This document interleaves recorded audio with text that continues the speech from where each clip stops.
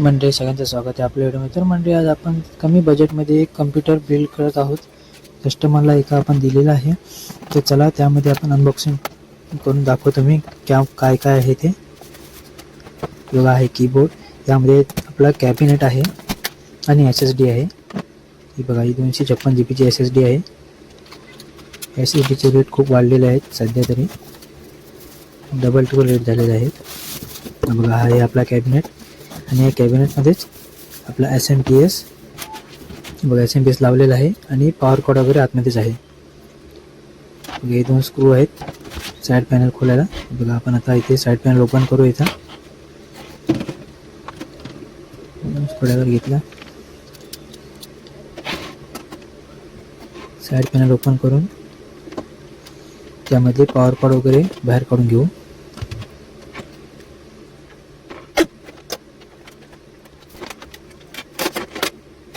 Power cord आहे, power cord साईडला गेले आपण. हे बघा सर्व फ्रंट पॅनलचे कनेक्शन वगैरे इथेच आहेत.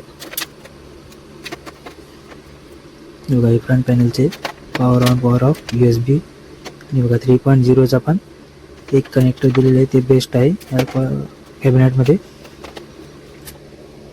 चला अशा प्रकारे आपला कॅबिनेट साईडला ठेवून देऊ. आता आपण मदरबोर्ड तयार करून घेऊ. मदरबोर्डमध्ये CPU वगैरे लावून घेऊ. हे बघा सर्व साईड पट्टी वगैरे आहे बॅक पॅनलची. CPU आपला प्रोसेसर, रॅम आहे. मी 4 GB 2 रॅम घेतलेले आहे. आपला H61 मदरबोर्ड आहे, H81 मदरबोर्ड आहे. त्यामध्ये आपण 4th जनरेशनचा i3 4th जनरेशनचा प्रोसेसर आपण लावत आहोत आणि DDR3चे 2 रॅम लावत आहोत 4 GB.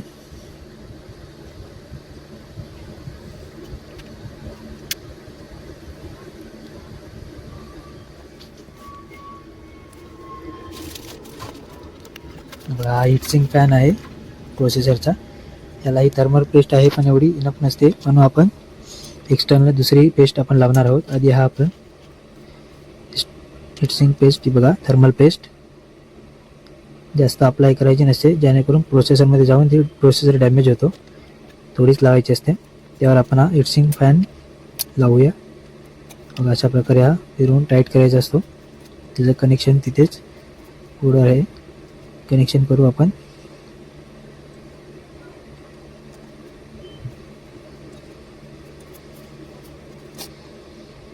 त्याला इथे रॅम लावू. दोन्ही स्लॉटमध्ये आपण रॅम इन्सर्ट केलेत प्रॉपरली. आता आपला बोर्ड तयार आहे. बोर्ड हे बघा SATA केबल वगैरे आहे त्यामध्ये. त्याला बोर्ड साईडला ठेवू आणि कॅबिनेट तयार करून घेऊ. आता कॅबिनेटला पहिलं बॅक पॅनलची पट्टी लावून घ्यायची, मदरबोर्ड सोबत आलेली आहे. आणि कॅबिनेटमध्ये आता आपल्याला स्क्रू फिट करावे लागतील. हे बघा इथे स्क्रू सर्व दिले आहेत कॅबिनेट सोबत, ते आपण काढून घेऊ. हे सर्व स्क्रू आपल्याला अगोदर मदरबोर्ड लावण्या अगोदर सर्व स्क्रू जे ते टाईट करून घ्यावे लागतील. त्यावर मदरबोर्ड बसून परत मदरबोर्डचे स्क्रू टाईट करून घ्यायचे. आपण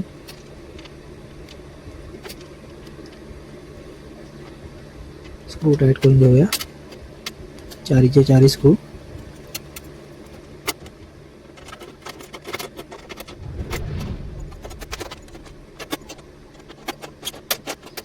पकडच्या साह्याने मी टाईट करून घेतले आहेत. हे बघा हे चारी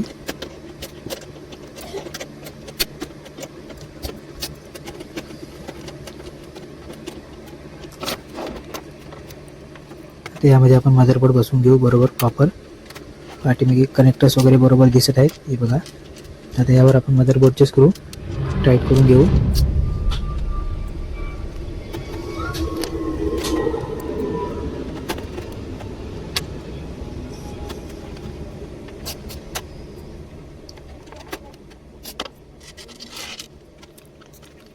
बघा ही SSD आहे 256 GB मॅट्रिक्स कंपनीची.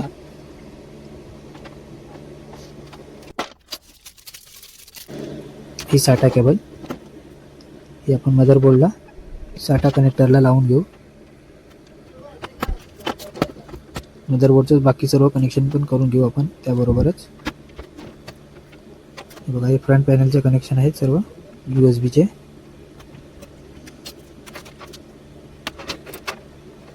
बघा 3.0 USB चे कनेक्शन होते. आता SMPS सर्व कनेक्शन करून घेऊ पॉवरचं. बघा 16 पिनचा कनेक्टर आपण लावून घेतला. CPU कनेक्टर लावून घेऊ. हे फ्रंट पॅनलचे पॉवर ऑन ऑफचे स्विचचे कनेक्शन, रिसेट की, HDD आणि पॉवर LED. HDD LED आणि पॉवर LED असे दोन असतात. रिसेट की आणि पॉवर स्विच असे असतात. हे बघा, हे CPU चं पॉवर कनेक्शन. बघा, ही आपण SSD कनेक्शन केलेलं आहे. आता SSDलाही आपण स्क्रूने टाईट करून घेऊ प्रॉपर, जेणेकरून HSD परत हलून काही कस्टमरला प्रॉब्लेम येऊ नये. त्यामुळे जे काही करायचे ते एकदाच प्रॉपर सर्व फिट करून द्यायचं. आपण सर्व वायर साईड पॅनलमधून प्रॉपर फिट करून घेतलेले आहेत, जेणेकरून इन फ्युचर वायर वगैरे कधी CPU फॅनमध्ये जाऊन अडकू नये किंवा काही कस्टमरला प्रॉब्लेम होऊ नये म्हणून. हे बघा, सर्व आपण पाठीमागून ज्याप्रमाणे कॅबिनेटला सर्व सिस्टम दिले त्या सिस्टमचं सर्व आपण प्रॉपर यूज करून वायर कनेक्शन वगैरे केलं आहे. बघा, हे साईड पॅनल आपण फिट करून घेऊ कनेक्शन चेक करून. हे बघा, स्क्रू टाईट करतो आपण. स्क्रू टाईट करून झाल्यावर बघू एकदा सर्व कनेक्शन आहे बरोबर. या साईड पॅनलचं कवरही आपण लावू आणि विंडोज इन्स्टॉल करायला सुरुवात करू. अजून तुम्ही कनेक्शन करू आता आपण VGA केबल वगैरे. बघा, हे माझे विंडोजचे पेनड्राईव्ह आहेत. आपल्याला विंडोज 11 इन्स्टॉल करायचे आहे सिस्टममध्ये कस्टमरने सांगितल्याप्रमाणे. बघा, VGA केबल आपण लावू आणि बघा, हा माऊसही आपल्या सेटअपमध्ये मिळतो आणि कीबोर्ड दोन्ही ब्रँड न्यू आहेत. चला तर आपण विंडोज इन्स्टॉल करायला सुरुवात केली आहे. बघा, फर्स्ट मला एरर दाखवला. मी दुसऱ्या मेथडने केलं, झालं, इथून झालं माझं. बघा, अशा प्रकारे आपण विंडोज इन्स्टॉल करून घेत आहोत. कस्टमरला विंडोज 11 हवी होती, त्याप्रमाणे आपण कस्टमरला विंडोज 11 इन्स्टॉल करून दिली. तर आपली आता विंडोज इन्स्टॉल होत आहे. हे बघा, आपण इथे आता SSDचे 2 पार्टिशन करणार आहोत, C आणि D. C मध्ये आपण आपले विंडोज इन्स्टॉल करणार आहोत आणि D मध्ये कस्टमर त्यांचा डेटा ठेवणार, जेणेकरून कधी विंडोज जरी तुमची खराब झाली तरी तुमचा डेटा उडणार नाही. डेटा तुम्हाला परत मिळवता येईल. बघा, अशा प्रकारे आपले विंडोज इन्स्टॉल होत आहे.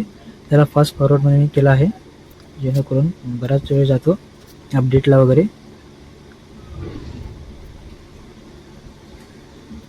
अशा प्रकारे आपण विंडोज टाकून सर्व रेडी करून कस्टमरला कम्प्युटर दिलेला आहे.